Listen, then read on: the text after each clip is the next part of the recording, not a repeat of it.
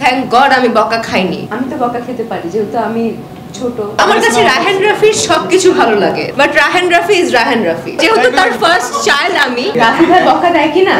কি কি আমি কি বকা দিই কিনা উত্তর দাও। আচ্ছা বকা দেই কিনা? আচ্ছা আমি যখন এর আগে দুইটা কাজ করেছি,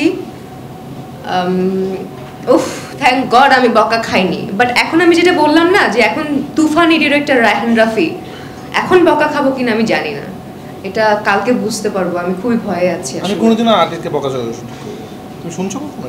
আমি শুনিনি, বাট আমি তো বকা খেতে পারি যেহেতু আমি ছোট। নায়িকা আসার পর পুরানো বোরও হচ্ছিল তো একটু জিনিসটা মজা করলাম আমরা। আপনার প্রশ্নই বুঝিনি নেগেটিভ কি আছে আশ্চর্য। আপনার কাছে হয়তো জিনিসটা আপনার কাছে তোমার কাছে ভালো লাগে না? আমার কাছে রায়হান রাফির সবকিছু ভালো লাগে। রায়হান রাফি এত ট্যালেন্টেড একজন পারসন, কিন্তু আমাদের হচ্ছে একজনই রায়হান রাফি এরকম ট্যালেন্টেড পারসন। আরো অনেকেই আছে, অনেকে ছোট করছি না, বাট রায়হান রাফি ইজ রায়হান রাফি।